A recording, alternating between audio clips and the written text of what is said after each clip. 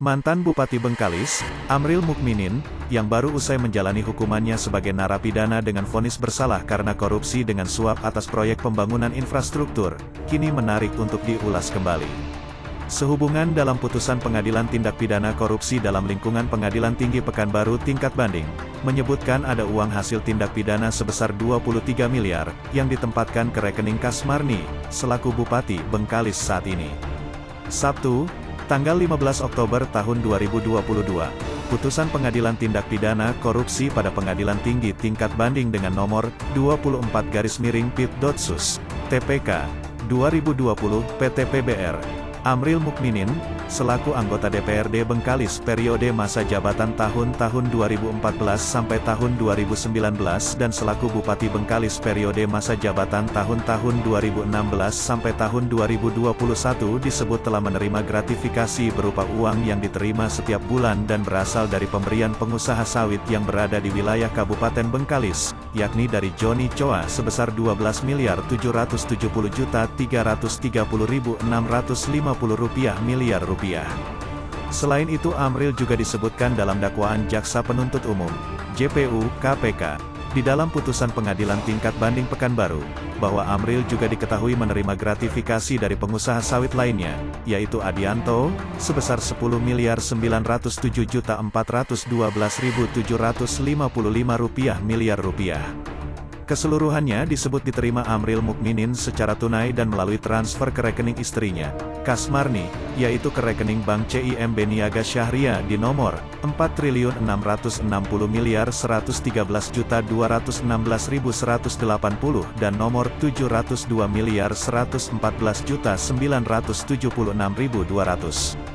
Dengan tegas dan jelas JPU KPK selaku aparat penegak hukum dari Komisi Pemberantasan Korupsi, KPK, menyebutkan dalam putusan banding Pengadilan Tinggi Pekanbaru, bahwa seluruh uang yang berjumlah Rp23,677.743,405 miliar itu adalah sangat erat hubungannya dengan jabatan Amril Mukminin selaku anggota DPRD Bengkalis tahun-tahun 2014 sampai tahun 2019 dan selaku Bupati Bengkalis tahun-tahun 2016 sampai tahun 2021.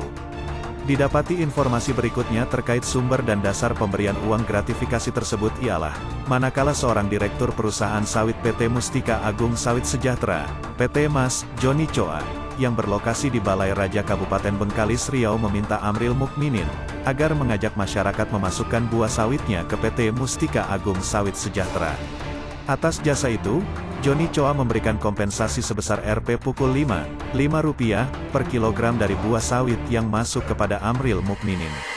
Sedangkan pengusaha sawit lainnya, Adianto, selaku direktur dari PT Sawit Anugerah Sejahtera, PTSAS, yang beroperasi di Desa Balai Raja Kabupaten Bengkalis Riau, datang meminta Amril Mukminin, yang saat itu selaku pejabat negara dengan jabatan anggota DPRD Bengkalis tahun-tahun 2014 sampai tahun 2019,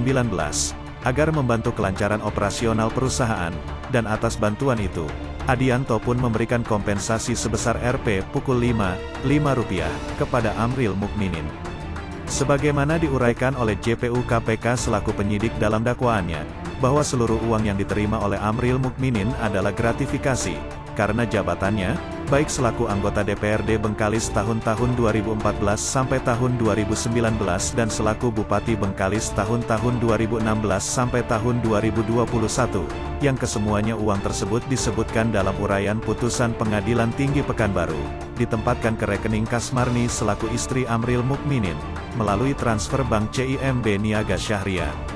Menempatkan atau mentransferkan uang kepada orang lain, menurut UU Nomor 8 Tahun 2010 tentang Tindak Pidana Pencucian Uang, TPPU, adalah bentuk dari perbuatan melawan hukum, di mana dapat diduga atau diketahui, bahwa uang tersebut merupakan hasil dari perbuatan tindak pidana, sebagaimana tertuang di dalam Pasal 3 UU Nomor 8 Tahun 2010 tentang TPPU Jo Pasal 5 Ayat 1, UU Nomor 8 Tahun 2010 tentang TPPU dengan ancaman hukuman paling lama di penjara 20 tahun dan denda 10 miliar rupiah.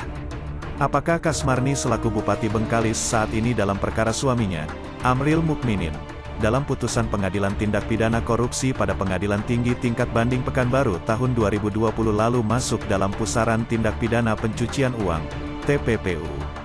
Menurut salah satu pengamat hukum Indonesia, yang sekaligus penulis ternama soal tindak pidana korupsi, Erwiono, SH menyebutkan bahwa tindak pidana pencucian uang sesungguhnya dapat diusut secara berdiri sendiri, tanpa harus menunggu hasil putusan pengadilan. Di antara terobosan hukum berkaitan dengan aspek pembuktian, yakni dengan adanya ketentuan yang menyatakan bahwa untuk dapat dilakukan penyidikan, penuntutan, dan pemeriksaan di pengadilan terhadap TPPU, tidak perlu dibuktikan terlebih dahulu tindak pidana asalnya, pasal 69 UU PPTPPU. Ketentuan ini dapat diartikan bahwa TPPU merupakan kejahatan yang berdiri sendiri, yang berlakunya tidak tergantung dari ketentuan tindak pidana lain, tulis Erwiono dalam bukunya. Menurut Erwiono, 2013/194, yang dimaksudkan dengan tidak wajib dibuktikan adalah tidak wajib dibuktikan dengan adanya putusan pengadilan yang sudah mempunyai kekuatan hukum tetap. Oleh karena itu, untuk melakukan penyidikan, penuntutan, dan pemeriksaan di sidang pengadilan TPPU, tidak perlu ada putusan pengadilan yang sudah mempunyai kekuatan hukum tetap terhadap tindak pidana asal. Setiap orang yang menempatkan, mentransfer, mengalihkan, membelanjakan, membayarkan, menghibahkan, menitipkan, membawa ke luar negeri, mengubah bentuk, menukarkan dengan mata uang atau surat berharga atau perbuatan lain atas harta kekayaan yang diketahuinya atau patut diduganya merupakan hasil tindak pidana sudah masuk unsur TPPU, tulis Wiono, SH. Atas tema berita soal dugaan TPPU yang melibatkan nama Kasmarni ini, telah dimintai tanggapan Kasmarni, yang saat ini menjabat sebagai Bupati Bengkalis, untuk keberimbangan sebuah pemberitaan yang berdasarkan kaidah-kaidah jurnalistik. Namun setelah surat konfirmasi yang dikirimkan redaksi secara tertulis pada bulan September tahun 2022 lalu, melalui Setda Bupati Bengkalis, hingga berita ini dimuat, belum memberikan respon.